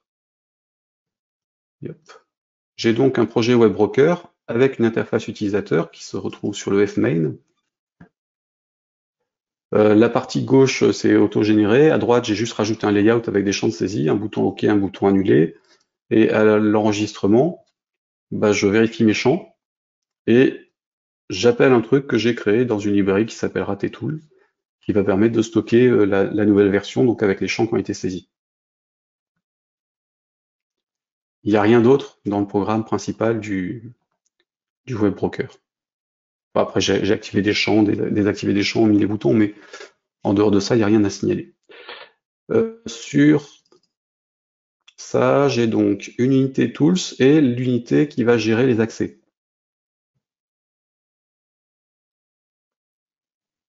Donc dans WebBroker, en fait, il nous crée un équivalent de data module dans lequel on peut gérer des actions qui correspondent aux URL qui sont appelées. Donc là, par défaut, l'action, hop, je vais faire un éditeur d'action, ce sera plus simple. L'action de base, c'est la racine, qui est associée à une procédure, enfin une méthode. Et moi, j'ai rajouté mon action getLastRelease, qui sera à la racine du site, avec cette typo-là. Alors attention, majuscules, minuscules sont distinctes. Bon, c'est pas le cas sur Windows, mais là, il fait des comparaisons en dur. Et j'ai fait la procédure qui correspond derrière. Et donc, quand on appelle cette URL-là, je m'attends à recevoir 3 paramètres que je récupère de cette façon. PR pour le nom du programme, PL pour le nom de la plateforme et VN pour le numéro de la version actuelle du programme qui appelle. Ensuite, j'utilise la librairie tools que je me suis créée. Je vais aller récupérer la dernière version en date pour ce programme et cette plateforme. Et ensuite, je vérifie si j'ai bien trouvé une version. Si ce numéro de version est bien supérieur au numéro de version d'origine que m'a passé le programme et que mon fichier qui contient la version existe, ce qui normalement est le cas s'il a déjà répondu ici, à ce moment-là, je vais lui renvoyer le contenu du fichier. Si j'ai pas trouvé de version correspondante, je renvoie un 404. Et donc tout se passe en réalité dans le tools, qui contient 5 méthodes de classe. La récupération du chemin d'accès dans lequel je stocke les informations de version pour un programme et une plateforme, la récupération du chemin vers le fichier d'une version en particulier, vers le fichier de la prochaine version et vers le fichier de la dernière version en date. Alors le next, à mon avis, ça sert pas à grand chose, mais c'est au cas où vous auriez besoin de faire des changements incrémentaux. Donc une version est forcément remplacée par la version suivante qui boucle jusqu'à ce qu'on soit sur la dernière. Mais dans l'absolu, c'est plutôt le getLast qui sera appelé dans ce cas-là. C'est pour ça que j'ai fait que le getLast côté WebBroker. Après, il y a juste à faire la même chose avec getLast release remplacé par le getNext release si vous voulez dans le programme. Donc ça, et j'ai aussi une procédure qui va stocker les informations dans la base de données, donc le add release que j'ai appelé depuis l'interface utilisateur du web broker. Donc depuis mon bouton enregistré ici, il appelle le add release ici, qui va se contenter de créer un fichier. Donc il récupère le chemin d'accès vers le programme plateforme numéro de version, et s'il trouve que le fichier, que le chemin d'accès existe, il va faire un write des informations, et les seules informations que j'y stocke, c'est l'URL. Et donc après, les calculs de chemin d'accès, c'est tout con. Le chemin, c'est un tpass.combine du document pass avec un chemin webinaire 2020 11-23.date. Alors évidemment, à changer si vous utilisez ce genre de système, et probablement pas le document pass, puisque vous seriez a priori plutôt sur un serveur. J'y rajoute le programme dont j'ai enlevé éventuellement les espaces à gauche et à droite, mais évidemment, comme c'est un truc qui vient d'on ne sait où, il faut s'assurer que le programme contient bien que des caractères accessibles sur utilisables sur un nom une arborescence, hein. Donc faites vraiment la vérification de tout ce qui vous arrive en paramètres et à ce niveau-là aussi, systématique, parce que sinon vous pourriez avoir des instructions qui vous exécutent des trucs pas très nets, genre delete étoile.étoile ou des trucs comme ça, qui font de l'injection SQL dans des requêtes SQL, mais qui peuvent aussi marcher sur des chemins d'accès. Si on fait des ouvertures de fichiers avec un truc inclus dedans, une commande sous Linux, ça passera très bien. Donc méfiance, vérifiez bien que tous les caractères des trucs que vous recevez sont bien dans la plage de caractères qui vous intéresse. Ce que j'ai pas fait ici, puisque c'était juste pour la démo et que je maîtrise ce que j'écris. Et donc, je récupère les trucs, je recompose le chemin d'accès, je vérifie s'il existe. Si le dossier n'existe pas, je crée et je renvoie ça. Sur le release pass, la même chose, mais avec en plus le nom du fichier qui stockera les versions, donc c'est le numéro de version plus .date. Sur le next, en fait, il boucle sur la liste des fichiers qu'il a récupéré ici, avec un getFiles dans un dossier depuis la classe directory. Et ensuite, je parcours la liste et je récupère le prochain ou le dernier suivant la procédure. Donc c'est des petites manipulations, il n'y a pas grand-chose à faire en fait, et vous avez un truc fonctionnel. Bon, moyennant évidemment de mettre les sécurités qu'il faut de tous les côtés. J'en ai listé quelques-unes. Autre chose à dire sur le source? Non. Donc n'oubliez pas de diffuser que des exécutables compilés en release pour éviter tout ce qui est information de débugage qui ne servent à personne sauf à des hackers ou si vous avez besoin de récupérer des infos de débugage vous-même. Faites vérifier vos logiciels par plusieurs antivirus. On ne sait jamais ce qui peut s'être produit sur votre poste de développement. Et puis il peut y avoir aussi des faux positifs. Donc à ce moment-là, ça permet aussi de vérifier que votre exécutable ne sera pas signalé comme un virus par tel ou tel antivirus. Il y a des sites qui proposent de tester des programmes avec en automatique avec plusieurs antivirus différents. Comme vous pouvez aussi avoir des postes à vous avec plusieurs antivirus différents sur lesquels vous les testez. Quelle que soit la plateforme d'ailleurs, hein, méfiez-vous. Et signez tout ce qui sort de votre ordinateur et que vous diffusez. Voilà, signé, chiffré au maximum. Donc là, on devrait avoir tout parcouru en ce qui concerne le déploiement. J'espère que vous avez les idées plus claires sur ce qui est possible en fonction des plateformes. En tout cas, c'est le but. Évidemment, si c'est pas le cas, posez-moi des questions. Les ressources complémentaires, donc les liens vers GitHub, la rediffusion, PDF et autres, seront sur le blog à cette adresse-là. Et évidemment, le fichier de la vidéo sera disponible sur la chaîne YouTube de Bernstein, comme pour les précédents et comme la formation que j'avais faite sur le premier confinement, donc entre mars et mai, à la programmation avec Delphi en VCL et FireMonkey. Prochain rendez-vous, il n'y en a plus qu'un seul de planifié, le 22 décembre au lieu du 29, comme c'était le cas jusqu'à hier, sur l'utilisation pratique de Git depuis Delphi. Donc j'ai remis Delphi parce que ça marche, enfin, je vais vous montrer sur Delphi. Évidemment, les mêmes fonctionnalités sont aussi sur C++ Builder. Si vous voulez utiliser Git pour C++ Builder, vous pourrez regarder ce webinaire. Donc là, j'y expliquerai à quoi correspond Git. Donc c'est un logiciel de gestion de version, hein. Comment on s'en sert et puis quoi installer sur Windows pour pouvoir s'en servir avec Delphi ou C++ Builder. et quelles sont les options qu'on a dans l'environnement de développement pour l'instant pour travailler avec.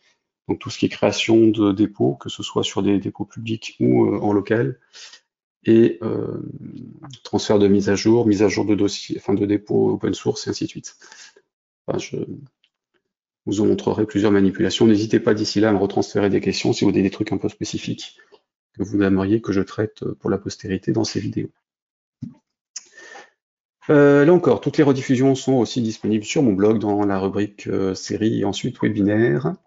Et pour 2021, j'ai déjà une liste initiale de choses dont il est possible que je parle ou que nous parlions avec d'autres. Si vous avez des besoins particuliers, pareil, n'hésitez pas à me contacter, éventuellement sur développeur-pascal.fr. Vous avez un formulaire de contact dont le lien est en bas de la page. Ça permet d'éviter les anti-spams et je vous répondrai et puis je prends en compte les demandes sur ce genre de choses, évidemment. Comme le mois dernier, je vous remets le lien vers delphi-books.com avec le dernier livre en date qui est celui d'Andrea Magni qui a que des retours positifs à ce que j'ai pu voir jusque-là. Et effectivement, en le lisant, c'est assez intéressant même pour quelqu'un qui pratique FireMonkey depuis la X2. Donc n'hésitez pas à y jeter un coup d'œil. Il est disponible en ligne sur pact.com ou sur Amazon en version papier. Vous devriez aussi pouvoir le commander en librairie si vous voulez à partir de son ISBN. Voilà pour aujourd'hui. Donc je vais prendre les questions si vous en avez, puis éventuellement revenir sur Delphi s'il y a des choses que vous voulez qu'on voit en direct dessus. Oui, alors, question de Abdeslam. Toutes les arborescences sont relatives, j'imagine, par rapport à la racine du projet. Oui, alors concernant l'outil de déploiement, hop, que je revienne sur la bonne fenêtre ici, projet, déploiement. Donc là, dans la partie gauche, on a le chemin par rapport au chemin de stockage du fichier projet. Donc c'est celui-ci. Si vous avez des unités dans une arborescence différente, ça reste le fichier projet lui-même, par rapport auquel j'ai un sous-dossier Windows 32 et un sous-dossier debug dans lequel j'ai mon exécutable. Donc ça, c'est pour les fichiers d'origine. Évidemment, si vous allez chercher quelque chose en dur dans votre arborescence sur le disque dur, il mettra le chemin complet. Du coup, si vous déployez depuis un autre poste, arrangez-vous pour mettre le moins de chemin en dur possible dans l'outil de déploiement pour éviter les soucis de déploiement ailleurs ou en réinstallation de machine. Sur le chemin distance, ce sera le chemin par rapport à l'endroit où il stocke les fichiers. Donc sur Windows, c'est vous qui le faites, donc c'est / par défaut, en fait c'est en réalité le dossier dans lequel il va transférer les fichiers exécutables et éventuellement les autres sous-projets. Mais effectivement, tout est relatif à l'exécutable ou à la racine du projet installé, ce qui est le cas notamment, alors je vais revenir sur celui-ci, hop. Donc sur le projet client qui lui est multiplateforme, déploiement en Asie. Hop, si je vais sur la version Mac, alors je vais faire une compilation histoire de.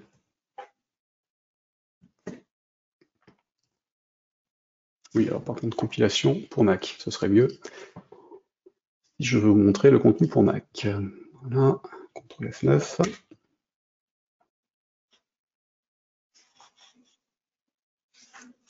Voilà. Alors, hop, il a fini. Donc si je sors de là et que je reviens dessus, je dois avoir les fichiers en version lisible. Même pas. J'ai fait quoi, config? Bon, peu importe. En tout cas, côté origine, on a toujours par rapport au fichier projet ou avec des chemins relatifs avec les raccourcis qu'on a dans certains chemins d'accès disponibles dans Delphi ou en direct. Sur le destinataire, on n'est plus en relatif par rapport au projet exécutable et par rapport au fichier .app que va générer Delphi pour Mac. Donc là, en l'occurrence, l'exécutable, il se retrouvera dans un projet name, il se retrouve dans un content macOS qui est à la racine de du fichier qui va générer. Donc c'est pas tout par rapport à l'exé, mais effectivement, selon la plateforme, on est de toute façon à destination sur des chemins relatifs par rapport à quelque chose. Donc c'est par rapport au paquet qu'il va créer ou par rapport au dossier dans lequel il va stocker l'exécutable. Donc à voir. Sachant que selon la plateforme, pareil, quand vous allez récupérer les informations vous-même, il ne faudra pas passer par le chemin que vous voyez ici, même en relatif, parce qu'il est possible qu'il les ait mis ailleurs. Donc méfiez-vous là-dessus, regardez bien ce qui se passe dans le TPAS, enfin, la classe TPAS qui est dans système.ioutils qui vous donnera les chemins qui vous permettent d'aller récupérer des informations en fonction de la plateforme sur laquelle vous êtes et les endroits où ça a été compilé. Ah, où est la souris? Alors, Michael, pour l'exé signé, peut-être que certains antivirus seraient moins sévères. Oui et non. En fait, la signature, alors là plutôt concernant Windows, hein, puisque c'est là où on a le plus de problèmes avec enfin le problème, c'est là où on a le plus de disparité d'antivirus. Certains antivirus considèrent que nos programmes développés sous Delphi sont des programmes vérolés ou contiennent un virus, enfin, ou un malware ou des trucs comme ça, parce qu'en fait, il y a beaucoup de virus qui sont développés avec Delphi, qu'on peut tout faire avec, et malheureusement, ça sert aussi pour des gens qui sont mal intentionnés. Par conséquent, certains mélanges d'instructions font que ça peut déclencher un faux positif. En général, ça se règle en le signalant à l'éditeur de l'antivirus, mais c'est aussi pour ça qu'il faut que vous testiez vos exécutables pour être le plus tranquille possible une fois que ce sera en déploiement, surtout si ce sont des mises à jour qui écrasent la version existante. Parce que si vous installez, enfin, si vous effacez une version, que vous lancez l'installation d'une mise à jour et que la mise à jour est considérée comme étant un virus, votre utilisateur se retrouve sans aucune version de votre programme pour l'utiliser. Donc ça peut poser un certain nombre de soucis derrière en support. Du coup, testez vos trucs, mais le fait de signer le programme ne va pas empêcher un antivirus de le voir comme étant vérolé ou pas, puisqu'il vérifiera le code plutôt que la signature. La signature, elle va servir surtout de référent par rapport à un taux d'installation et un nombre de signalements comme étant bon ou pas bon, puisqu'il y a des sites qui permettent de dire ce programme-là, il est pourri. Et Microsoft gère des statistiques par rapport à ce genre de choses, et du coup, plus on utilise le même certificat, moins on aura de personnes qui auront les avertissements disant ce programme-là est un programme qu'on ne connaît pas. Donc le taux d'utilisation du certificat et de fiabilité, ou en tout cas de bon retour sur un certificat pour Windows, par exemple, sur un exe Windows, va faire que Smart Screen se déclenchera de moins en moins au final. Et en tout cas, les avertissements seront un peu moins punchy, du style vous téléchargez un truc qu'on ne connaît pas, attention, c'est dangereux. Donc c'est vrai que en termes d'antivirus, ça change rien. Par contre, en termes d'expérience utilisateur à l'installation, ça peut aller loin. C'est aussi pour ça que si vous achetez un certificat, selon le prix du certificat et vos moyens, prenez plutôt un certificat de 3 ans qu'un certificat d'1 an. Parce que si vous le faites pour 1 an, tous les ans, vous repartez à zéro avec un nouveau certificat. Si vous le faites sur 3 ans, bah, vous cumulez les avis positifs ou négatifs sur la période globale. Donc évidemment, après les 3 ans, vous repartez à zéro, mais ça fait déjà un certain nombre d'ordinateurs qui auront un bon retour par rapport à vos projets, et les mises à jour avec un nouveau certificat du même programme seraient susceptibles d'être moins mal vues. Ça, après, j'ai pas de retour ni stat, mais officiellement, c'est à ça que c'est censé servir. Alors, question de Abdeslam toujours. Peut-on signer l'exécutable avec le certificat SSL du site HTTPS du site internet? Y a-t-il un lien pour la procédure à faire ou un exemple? Non. Le code signing certificat est bien un certificat séparé du reste, donc on ne peut pas les générer avec des lettres encryptées et autres.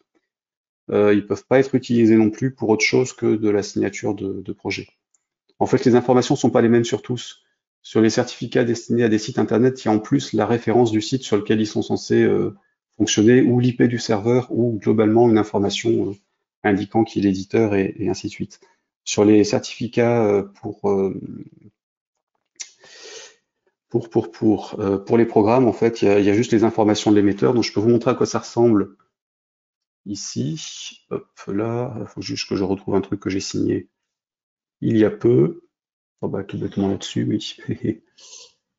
Un truc que j'ai signé il y a peu, un truc que j'ai envoyé à Embarcadero, ce serait très bien. Donc là, document.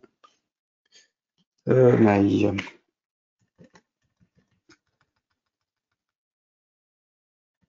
Sauf que ça n'a pas dû être fait de cette machine-là. Tiens, il est passé où?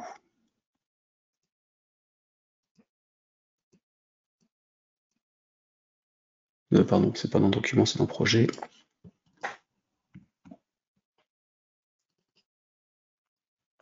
Donc là, par exemple, j'ai un exécutable. Oh, il est où? C'est dans l'autre dossier, ici. Donc là, j'ai un exécutable, qui en l'occurrence est une calculatrice, toute bête. Et si je fais un clic droit dessus, dans ses propriétés, j'ai un onglet signature numérique. Cet onglet signature numérique n'apparaît que si le programme est signé. En l'occurrence, il a été signé avec un signataire qui est All Software, ma société. Il y a la date de signature. Et si on veut voir le détail, on a des informations complémentaires comme l'adresse email de contact si on correspondant au certificat. Et donc il est validé du 14 juin 2019 au 14 juin 2022 par exemple. Et on a évidemment l'organisme d'émission du certificat. Ces trucs-là, on a pas mal de sites pour en avoir. Et la signature en elle-même, alors si elle se fait pas par Delphi, c'est juste une commande à faire sous Windows avec le SDK de Windows 10 qui est installé par défaut avec RAD Studio. Là, je peux pas vous le montrer parce qu'il y a mes mots de passe, enfin, il faut lui passer les mots de passe du certificat quand on fait la signature, donc je vais pas le mettre sur la vidéo. Du coup, je peux pas vous montrer une signature complète à la main. Il y a aussi des utilisateurs, enfin des utilitaires qui permettent d'auto-signer des trucs qui se rattachent sur le clic droit de la souris, sur les points exe par exemple, ou des choses comme ça. Ça, j'en ai un en cours, j'en reparlerai dès que ce sera disponible pour tout le monde. Hop. Donc si c'est bon pour tout le monde, on va en rester là. Juste vérifier un truc, ça c'était bon. Oui, alors donc les sources, si vous voulez les utiliser, n'hésitez pas. Ce sera sur GitHub et puis après, faites juste les vérifications nécessaires pour sécuriser vos outils. Alors Sylvain qui pose une question.